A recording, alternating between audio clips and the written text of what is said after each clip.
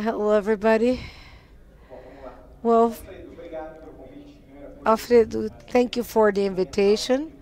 I think it is a fundamental thing that we're doing here today. So I was very happy with your invitation, and I think it's very important that we talk here about the things that the sector has been doing. I would like to start by bringing some of the context so that we know how Recircula was created and and how it's inserted in this debate in the world and in Brazil. So the first thing that I would like to bring is it's to fight against the pollution of plastic and also to discuss about the importance of having recyclable in the products. I think this is the first inspiration.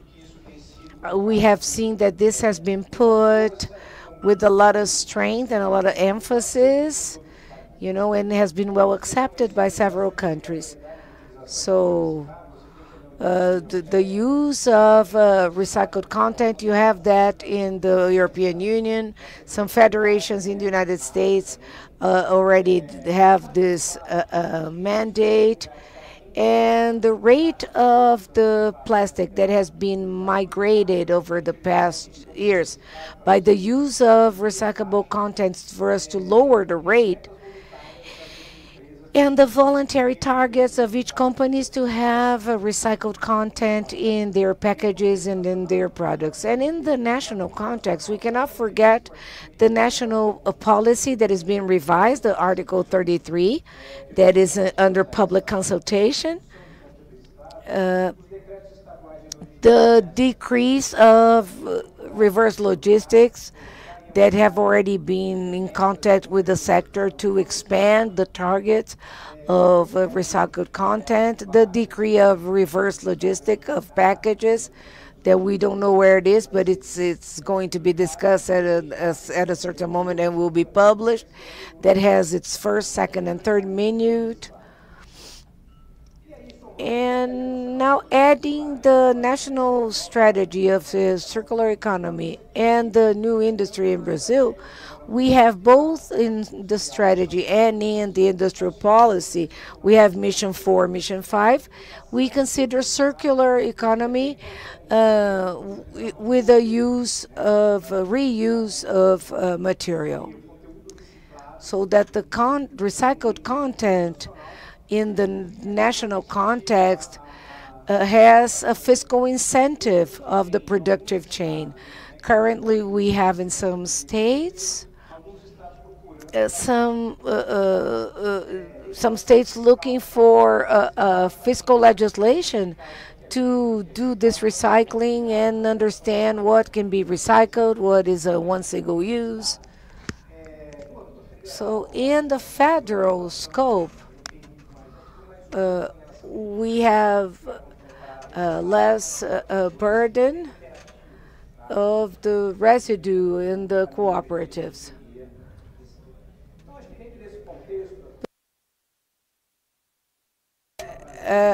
We brought Recircula Brasil, and the idea was to answer the following question. What is done with the residue after it's recovered? Where does this residue go to? Are we addressing the reverse logistics targets? But what is done with that? Where does it go? Well, a little bit of the answer was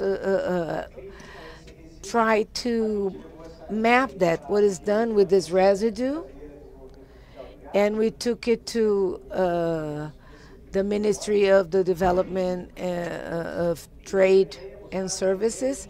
They liked the idea, but we needed a developer. So the idea was to get the custody central that was the one that already verified and traced this reverse logistics.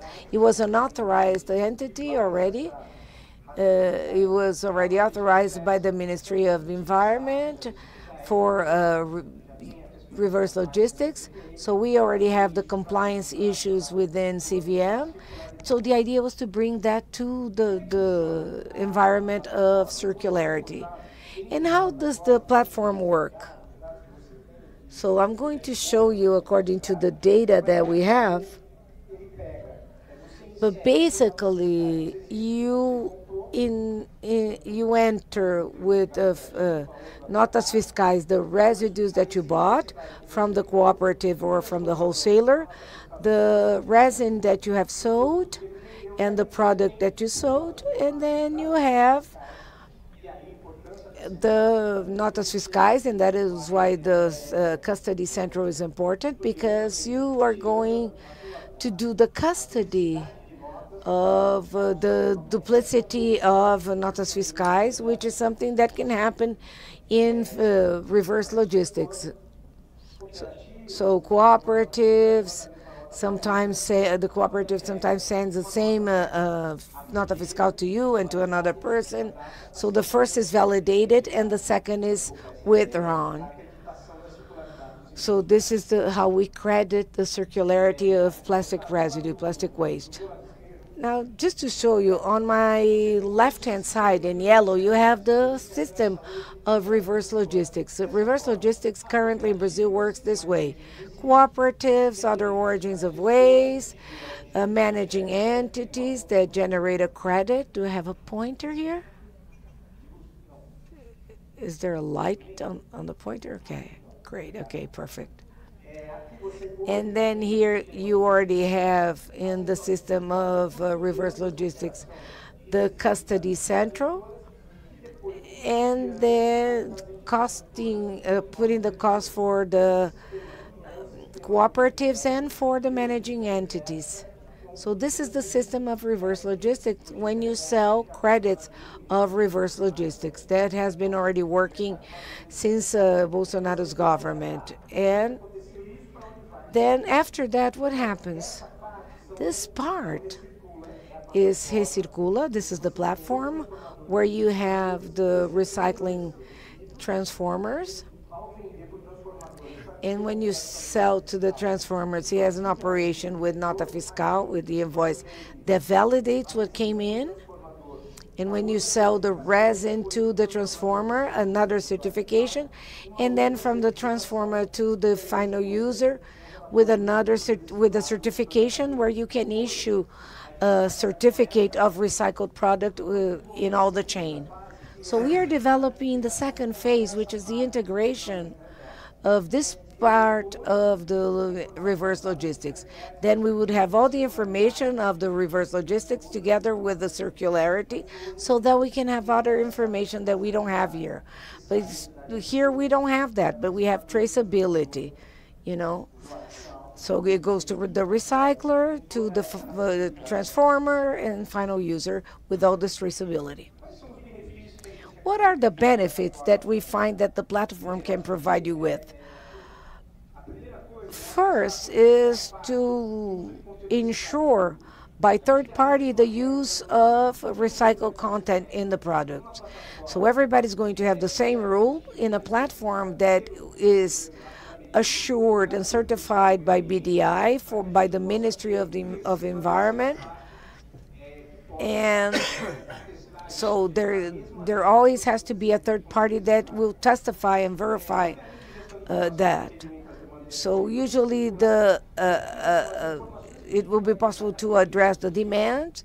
And here I have all the information on the chain to know what is the type of cooperative that is operating, what's the level of compliance of this cooperative, the level of compliance of the recycler, and all that. So, because we have seen news on operations that use the nota fiscal, and we need to ensure that. And then it goes to the destination, then we have the resin post-consumption, and because we don't have a decree on compliance on the companies that use the platform right now, they use that to add value to their products. Like, for example, to tell the consumer, look, I have traceability of my product. I can tell you what cooperative it came from which recycler, from which transformer. So with all the compliance of all the chain. So the issues regarding the SDO, the four SDOs, I wanted to bring here some ESG criteria and the social part that calls my attention. Because last week there was a discussion at the Ministry of Labor about this recycling chain.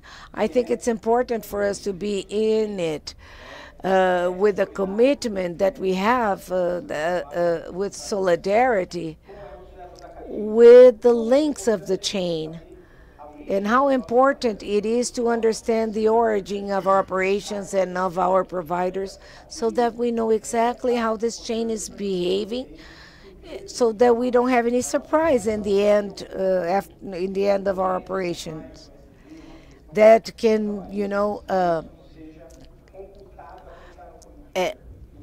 impact on the final chain. And of course that we have all this the governance that is needed to map all these operations. And why did the public power is interested in this platform? I think that the first thing is because it has data intelligence, and we have seen some public policies that don't have enough data. So it's data intelligence, of course, that is not going to be individual data. They are mass data, of average data, so that the government can understand how this chain works to to prepare their policies. The compliance with circularity obligations, and now within industrial policy and the strategy of circular economy, you have some goals for some sectors to comply with your recyclables, and you need to be compliant with circularity in your productive chains, transparency and organization of the chain and the sector. Now, currently, the Ministry of Environment and the public ministry does not know with whom they talk to because they don't have that clear to understand who is compliant with the legislation. And those that are in the platform, they have nota fiscal and they have the legal entity, so you can give transparency to that. Mobilization of the chain governance, so you know that each chain of the link is committed to achieving their roles as a transformational information and elaboration of the public policies, and the mobilization of the chain for those that still have difficulty to achieve this interaction, to have this interaction. How does that platform work? So the platform is very intuitive, and the main idea is to make it as easy as possible. So it wouldn't make sense to have a platform that could add even more obligations to the company. So, for example, you have a single key, a token that is individual for each user, which is basic for you to give them the companies this security. And each of them have like as if it were fingerprint. So we have the initial screen where you have your points, and then you have the fiscal notes that you insert there per history, per location, per quantity, amount, provider, both the input and output ones. And then you can conduct the analysis of these operations.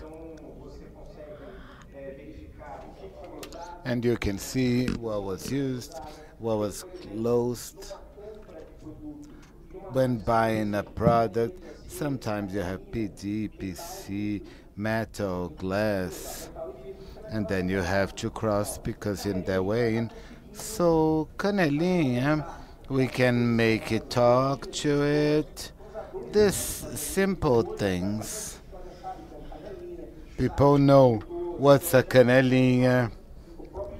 And they know the AI can identify what is that,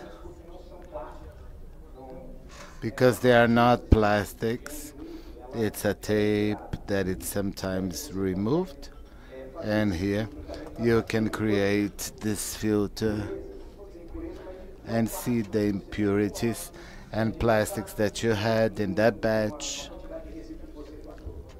in the residuum. And the traceability of the dashboard shows the recovered mass from the entryway and also the exitway. The data is from companies, but they have NDA. Only people who operate in the platform can see the data. Only who has the CNPJ can see the data. Nobody else can see that individual data. Here you can see the suppliers, and we can regionalize it, and we can see where it's coming from. And when we connect that with reverse logistics, we can understand where we can develop residue supplier. You can see who are your suppliers, where they are located, the main cooperatives and retailers, for you to prospect clients, and you can do the same thing. So here's the mass flow. You can see where it came from and where is it going. That individualize themselves. We are tidying this up.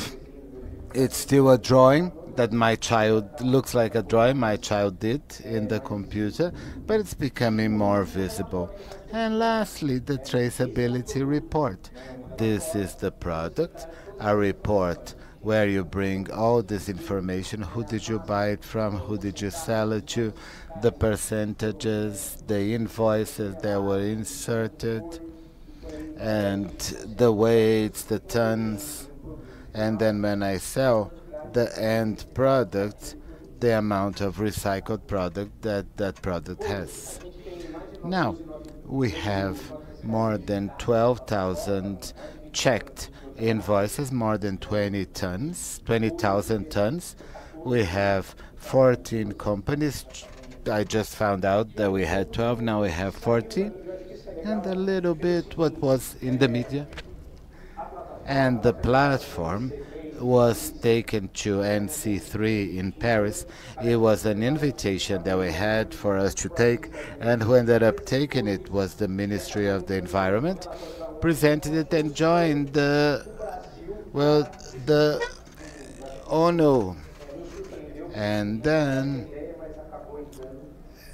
it became part of it, and then ABDI took it into copy to show as a Brazilian case. But what's even cooler, it's not a case of plastics, it's from the plastic sector.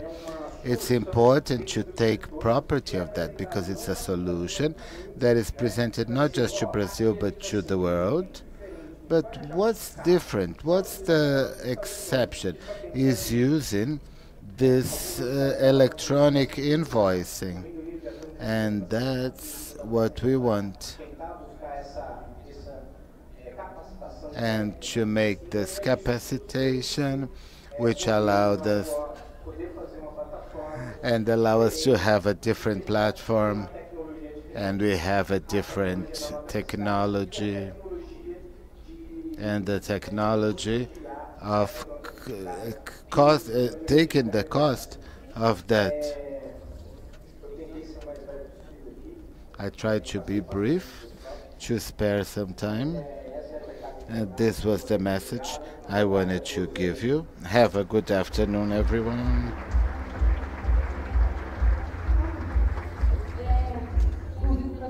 I invite you to stay on the stage with us a little bit longer and to do the delivery of this plaque.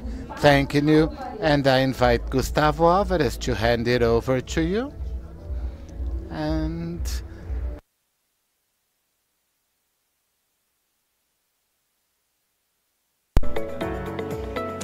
Agora sim, obrigada, Paulo. Obrigada.